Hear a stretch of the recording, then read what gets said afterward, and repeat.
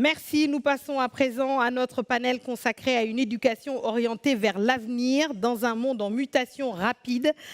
Préparer les générations futures à relever des défis du 21e siècle, qu'ils soient liés au changement climatique, à la révolution numérique ou aux évolutions du marché du travail. Ça semble être une priorité cruciale, une approche globale et collaborative qui allie éducation universelle, renforcement des compétences, partenariat innovant. Tout ça est indispensable pour bâtir un système éducatif résilient et inclusif. Merci à vous deux d'être là. Son Excellence Dr Hang Chuang Naron, merci beaucoup. Vous êtes vice-premier ministre du Cambodge et ministre de l'Éducation. Merci beaucoup. Et Flor Bella Paraíba, vous êtes présidente de l'Institut Camões. Merci beaucoup. Je sais que vous êtes l'équivalent d'Expertise France pour le Portugal, donc c'est entre cousins là pour l'instant, oui. N'est-ce pas? Merci beaucoup d'être là. Votre Excellence, vous, dites-nous comment le Cambodge, votre pays, adapte-t-il son système éducatif pour répondre aux défis mondiaux tels que l'urgence climatique dont on a parlé tout de suite, mais aussi la révolution numérique avec l'intelligence artificielle qui se profile. Mais globalement, comment vous faites ? Merci beaucoup. Bonjour à toutes et à tous. D'abord, à l'occasion de ce 10e anniversaire d'Expertise France, permettez-moi d'adresser à toute équipe d'Expertise France mes plus sincères félicitations, 10 ans d'engagement, d'innovation. C'est un jalon magnifique. Votre capacité de partager des connaissances et à promouvoir les solutions durables est remarquable. Je vous souhaite encore de nombreuses années de succès et aussi de collaboration fructueuse. Pour le Cambodge,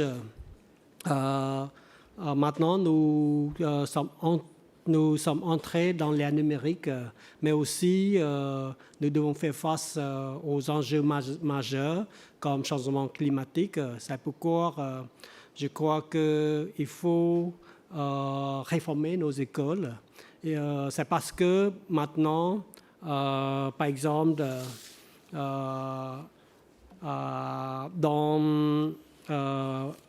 maintenant, dans l'ère numérique, d'abord, il faut développer chez les jeunes générations les compétences du 21e siècle, c'est-à-dire pensée critique, innovation, partenariat, entrepreneuriat, collaboration, etc.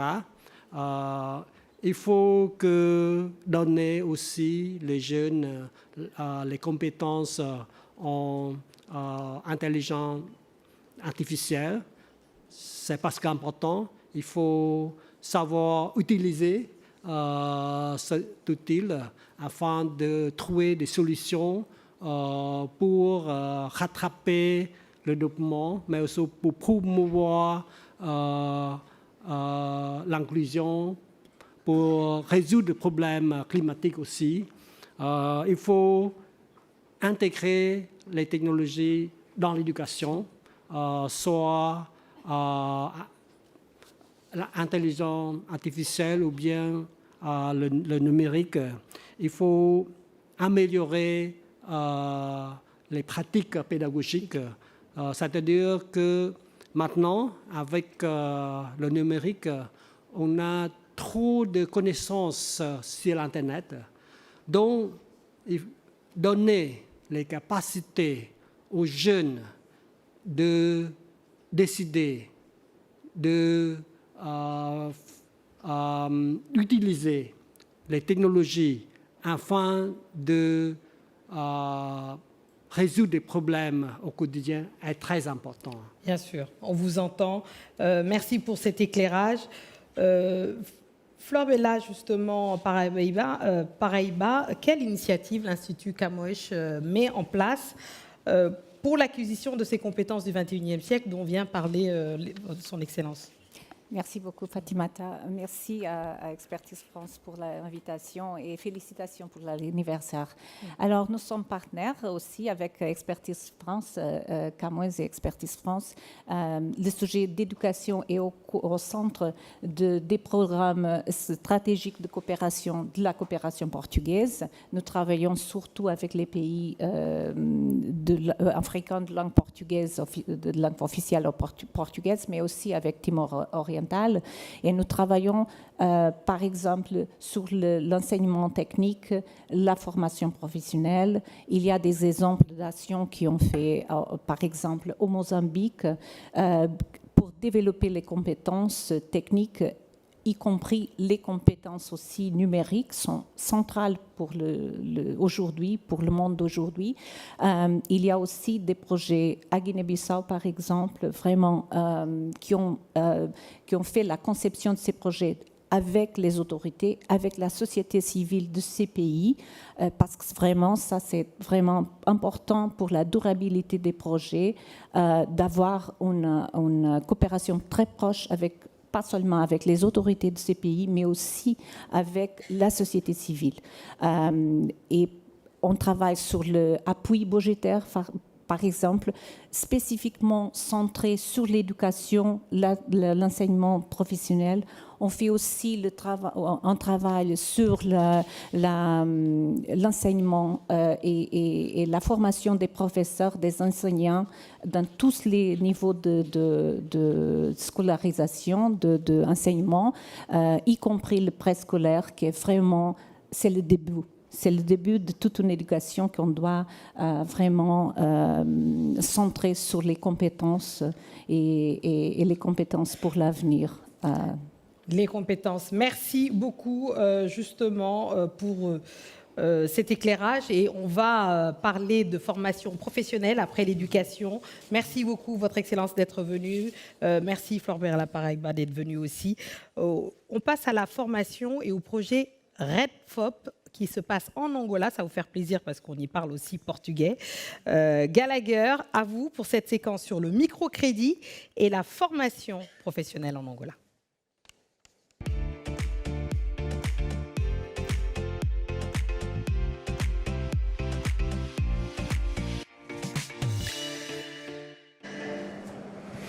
Merci Fatimata, on poursuit effectivement ce temps d'échange depuis cette jolie salle, cette salle annexe de la station F, et on tourne effectivement notre regard vers un très beau pays lusophone, à savoir l'Angola avec le projet REDFOP.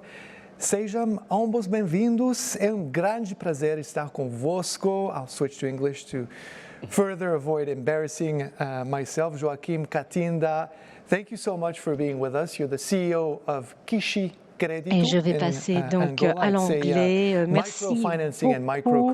Joaquim Catinda, merci de vous joindre à nous. Vous êtes le PDG de Kishi Crédito en Angola, une société de microfinancement, de microcrédit. Manuel Mbangui, vous êtes quant à vous le directeur général de l'Institut national pour l'emploi et la formation professionnelle d'Angola, connu sous l'acronyme INEFOP. Merci beaucoup d'avoir fait le déplacement pour être avec nous aujourd'hui. Je mentionnerai juste le fait que vous vous adressez à nous dans votre langue maternelle, le portugais, qui sera donc traduite en direct. Donc le portugais étant votre langue maternelle. Je peux commencer avec vous, Manuel. Est-ce que vous pourriez nous expliquer brièvement ce qu'est REDFOP? Oui, merci. Em Angola teve três pilares essenciais, que passou primeiro pela intervenção a nível da melhoria da oferta formativa e aqui a articulação entre o ensino profissional e a formação profissional, porque Angola intervém nessas matérias dois ministérios, o Ministério da Educação e o Ministério do Trabalho, e também trabalhamos a componente de empreendedorismo e também a revitalização dos serviços de emprego. Muito obrigado. On va laisser le temps à Felipa de traduire le français. Le REDFOP, donc le projet de revitalisation de l'enseignement technique et de la formation professionnelle en Angola, repose sur 3 piliers. Nous intervenons donc pour améliorer les offres qui existent en termes de formation aussi bien professionnelle, enseignement professionnel, avec l'intervention de 2 ministères, le ministère de l'Éducation, le ministère du Travail. Nous cherchons aussi à améliorer les formations au niveau de l'entrepreneuriat. Joachim, what kind of an impact does REDFOP have around you? Quel type d'impact est-ce que REDFOP a sur les communautés que vous servez, Joachim? Bien, d'après ce que j'ai compris, REDFOP, c'est l'organisation qui rassemble plusieurs compétences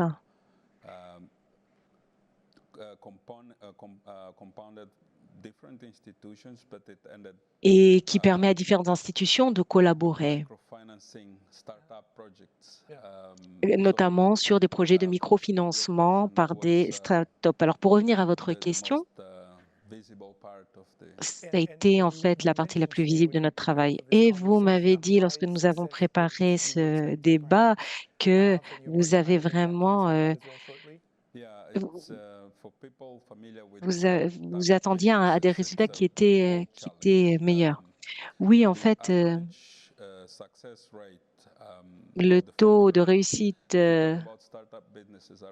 enfin plutôt le taux d'échec des startups dans le monde est élevé, 72%, et en Angola, il est au-dessus de 90%. Donc, lorsqu'on nous a demandé de présenter une proposition de financement de start-up, nous en avons parlé entre nous et nous souhaitions atteindre un seuil très optimiste de réussite de 52%. Mais c'était très, très optimiste. Néanmoins, nous avons en effet réussi plus de 90% de réussite. Et vous avez travaillé avec des micro-entrepreneurs et j'aimerais que nous regardions quelques témoignages de jeunes en Angola qui ont pu bénéficier de ce programme. Regardons et ensuite, je vais vous demander vos réactions à ces témoignages. Merci.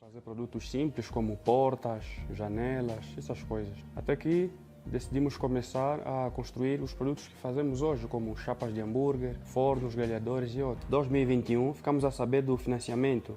PAM, em 2 palavras, eu diria que PAM foi solução e impulso. Bem, contando de como começou o meu negócio, a princípio entre 4 paredes, pensando eu em ter a necessidade de usar coisas autênticas, baseando-se na originalidade e única, e não havendo um custeio físico para adquirir os mesmos de forma assim exata, por que não usar fardo? O PAM é a oportunidade que todo jovem, pequeno empreendedor, especificamente micro, precisava para alavancar aquilo que é o seu sonho. Por quê? Porque muitos de nós, eu acredito que temos plano no papel, mas não temos oportunidades. Então o PAM foi a resposta. Se tivesse que definir, o PAM seria luz, seria avanço, seria ação. Bem, tu és conceito ideal para quem está a começar. Very strong testimonies indeed from Angola. Des témoignages très forts d'Angola. Manuel Mbangui. Après la fin d'un projet comme REDFOP, que reste-t-il? Quel en est l'héritage? A primeira é que o REDFOP significou aqui flexibilidade em relação à forma de implementação. É um projeto do PAM, que no caso do microcrédito não estava desenhado inicialmente, tivemos que fazer essa adaptação. Por outro lado, também é o conhecimento que hoje o Instituto Nacional de Emprego e Formação Profissional tem para levar avante os demais projetos, quer a nível do microcrédito, quer a nível da formação de formadores, e aqui quer a formação pedagógica, quer a formação, digamos, técnica. Também hoje os serviços de emprego em Angola funcionam numa metodologia completamente diferente, que resultou exatamente dessa assistência.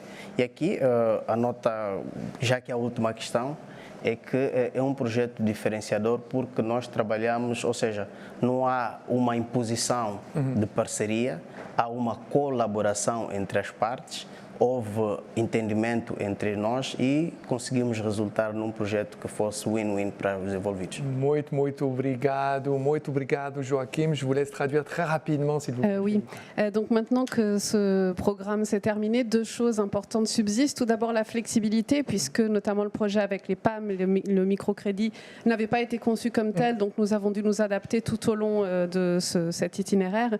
Et puis, notre institut de formation d'emploi professionnel a beaucoup appris, notamment en termes des formations pour formateurs techniques, les formations pédagogiques, le microcrédit.